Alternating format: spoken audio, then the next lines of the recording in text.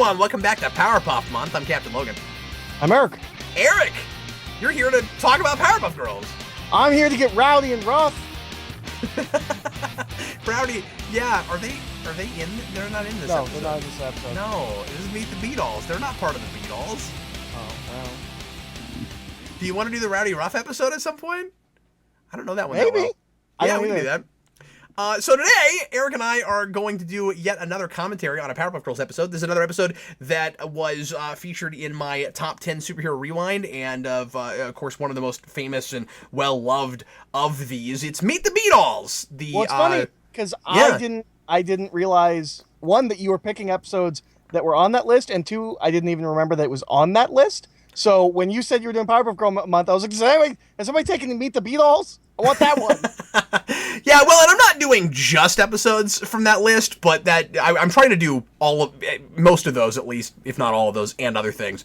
We've already done a couple that aren't from that list because this has been too much fun, honestly, and I can't stop making these. So yeah, Beatles references galore. So it'll be interesting to see how this goes and what exactly we talk about because just pointing out all the references, people probably know most of those. I think there's one that a lot of people don't get, and there's one that I don't think works. Oh, cool. Well, we'll have things to talk about then. But yeah. Well, everybody get out your DVDs or go to Netflix, however you want to watch this. And this is Season 3, Episode 11, and it is the second half of that episode. So if you have it in the normal form, the way it was aired, you'll want to go past the first episode and get to its timestamp 1414 for me on Netflix. And get ready to press play whenever I say now. Are you ready, Eric? I'm ready. All right, here we go. Meet the Beatles. Everybody press play. We're not going to get to see the intro. That's always sad. Everybody please press play right now. I pressed it. Well, good job. I'm so proud of you. Yeah. You pressed the button. John McTiernan directed this. I feel like I know that name. This is one of my favorite openings. I hate you. See, when you break it down like that, Mojo, you sound like a really pathetic villain. It's going to be hard for me not to just watch this. Oh, yeah, I know. That's okay. I have learned how to talk through an entire episode while the other person doesn't want to say anything. Because I did one of these with Jason the other day. He picked the episode, and then about 3 minutes in, he was just watching and completely forgot we were doing a commentary. So, I get most of the stuff about him. Where does Santa Claus come from in that design? That's a good question. I mean, he like, is mostly just I get a lot of the meanie. other, things that they're doing there. Santa Claus thing is weird. Importantly, of course, he had to be in this episode. Yes? Because he's the one thing that was already pretty far derived from a Beatles thing. Was he? Oh, yeah, he's a Blue Meanie. Oh, right, duh, obviously. Well, he's not fat like the Blue Meanie, but yeah. Yeah, but the face is that. Yeah, I hadn't thought about that, but yeah, you're right. Yeah, Craig McCracken is a giant Beatles fan, and so finally he was like, I'll just do an episode. I also really like that it's after this initial setup that you even realize where this is going. Yeah, I like that it's not like the entire episode is just Beatles references. Like, we get there. Yeah, you get the band together before that happens. Yeah.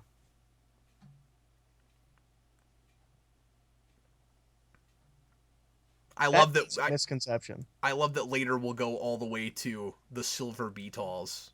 What's a misconception? Oh, the banana addict thing? Yeah. He goes, why don't you run along and eat a banana? And he goes, that is a misconception. That is a misconception. Princess is not one of my favorite villains, but I think she works in this. It doesn't matter that you are the ultimate evil. Yeah, I don't know. I was going to say I like Princess in her first appearance. I kind of like the Christmas episode. You know what? I've still never seen that. There's a really good gag where where she's talking to her limo driver on like the limo phone, and she's like, "Is it true that Santa doesn't ever bring me presents, and that my dad just puts them there and says that Santa leaves them for me?" And then the limo driver just goes, "Can't hear you going through tunnel, breaking up," and that's always stuck with me as after what you said a minute ago, there should have been an episode where him turns out to be Santa Claus. Or where him pretends to be Santa, like him steals Christmas. Yeah, there should be a him pretends to be Santa Claus. That'd be pretty funny. Okay. So has it occurred to anybody else that Fuzzy Lumpkins is just fake Killer Croc? Yes. I threw a rock at him. Oh, I was like fake Killer Croc. Yeah, like, fake Killer I guess Croc. It's kind of the Killer Croc stand-in. Yeah. Cause see, he throws a rock at him. Yeah. Well, this episode does have the same flaw as pretty much all episodes like this in superhero shows. Mm-hmm. Why don't the supervillains ever try to team up again? It clearly works. And then here's our first major reference. And I feel like even if you don't know you're watching a Beatles thing, if you know the Beatles very well, you've got to already be kind of thinking, that reminds me of something. Yeah. Like even before the shadow thing across their faces. I showed I showed this to someone and it was a couple of references in. They were like, "Wait a second, is this whole episode just the Beatles?" Yes, they are. And then we just come right out. And now you know where we're going. Yeah. That's great. I want that on a t-shirt. Well, what I love about it is also that kids don't necessarily get this. In fact, I would say kids do not get this. Especially now. Yeah. I mean, because like this was put out at a time where theoretically you could still have parents that were like first generation Beatles fans. Right. Not now. No. Well, I mean, you could, but probably not. Those are some incredibly virile parents. I love that this is just it really is just an episode. Like we didn't go as far as to have them actually like make a rock band and stuff. Yeah, like, it's smarter than that. Yeah, it's really cool.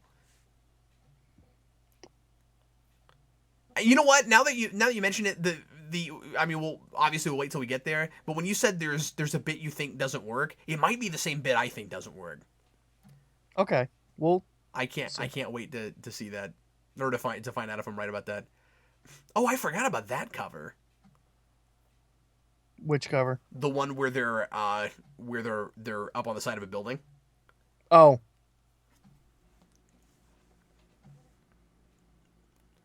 I love the police commissioner. I love this little speech. Does it... You're a little ahead of me. Does it bug you that they actually beat up the Beatles? No. Oh, I was just wondering if like maybe that was going too far. No, I don't think so. They're the Beatles, and we actually have the Beatles there. I like Sgt. Pepper. I think that's fantastic. Well, you know, there's a whole Batman episode about Paul being dead, where Batman's investigating if Paul's dead. What? Or a whole Batman issue. Sorry, not episode. Oh, when you said episode, I was like, what? Yeah. There's an issue about him trying to figure out Paul McCartney's murder? That's fantastic. Yep.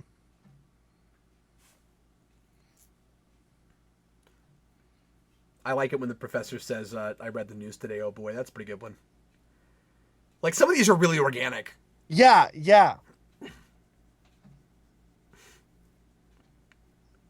Now it seems they're here to stay. Okay, 8 days a week is kind of a problem, I guess. What? When the professor says sitting here 8 days a week, well, yeah, you wouldn't say that. Unless we've just changed the world to have 8 days in a week. How do you know that Powerpuff Girls world doesn't have 8 days in a week? That's not any more absurd than anything else in this show. Yep. It's generally pretty well believed that the Marvel universe has a 36-hour day. Star Trek has a 26-hour day. That's weird. I guess it's some kind of space thing. I think there's actually a reason for it, but I forget what it is. Yeah, go ahead. I think I'm going to just talk over the bit that I don't like. Is it the Beatles are a rock band? Yes. I don't like that either. It doesn't make any sense. And then they try to fix it when he says, well, Fuzzy does the rock thing, but why would you say band? Yeah, no, that doesn't I guess make any band sense. of criminals? Band of thieves? Yeah, it just... Like, it doesn't quite jive. And I think it is worse than 8 days a week. Yeah. It's always stuck out to me that, like, that is the one time where, like, it's not organic and it feels forced. It's the only time I think in the episode it feels forced. Some of the other ones, like, if you, like, 8 days a week, you're like, wait a second, there's not 8 days in a week. That one feels forced. So I want to know why Mojo thinks it's that brilliant that she would write, this is a stick up on a wall and have a magnifying glass. Because it's weird performance art. I don't know. Imagine all the people and how annoyed they'd be. That's right. I love Performance Criminal. That's pretty funny. And all right because it's all white is pretty good. Yeah. Annoyance crime number 9. All we're doing is annoying people.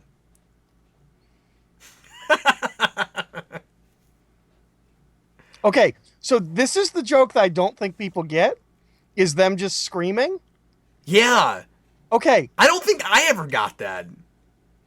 There is an album that Yoko Ono and John Lennon put out that is just them yelling each other's names for the entire album. Oh, I think I've heard that before, but I didn't put together that that's what we were referencing. I mean, I should have, because I've always assumed that that's what this reference was. That's got to be what that is.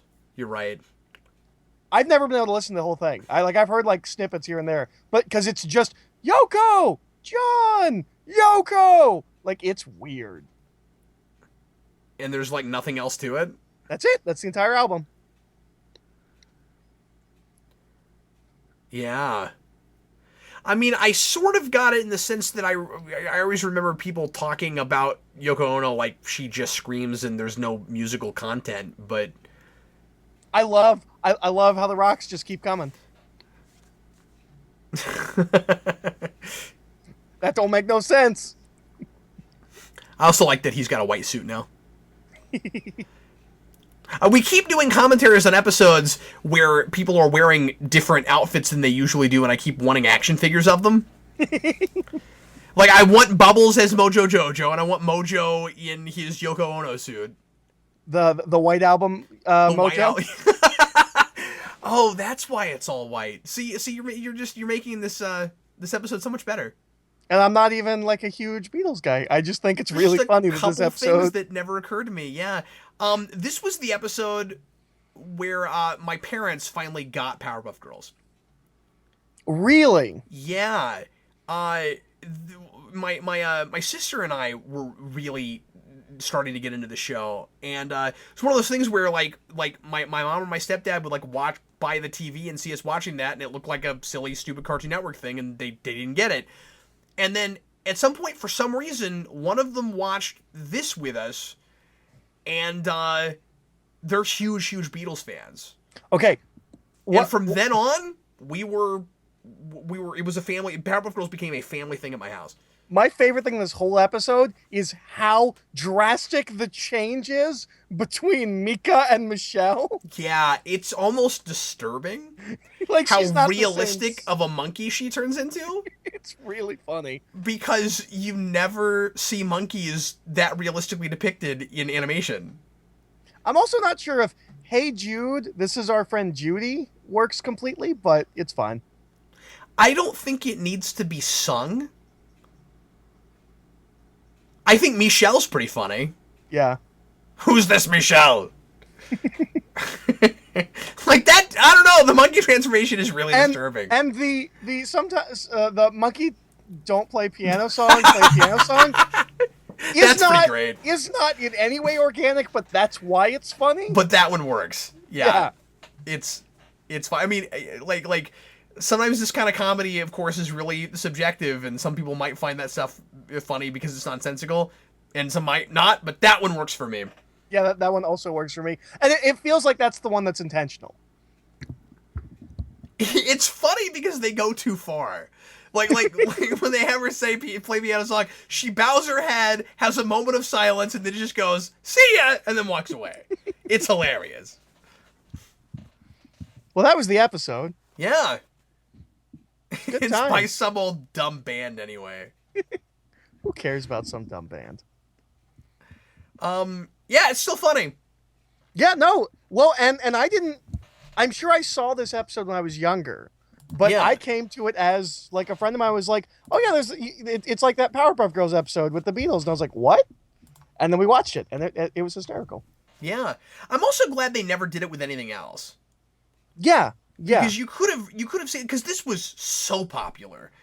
Because it was just a sleeper Was it? thing. That, I had no idea. Like I really didn't. yeah, I mean, it was one of the episodes that got its own VHS tape. I mean, it was probably, this and something else. But this is before everything was released on video. It was one of the few that got a VHS tape.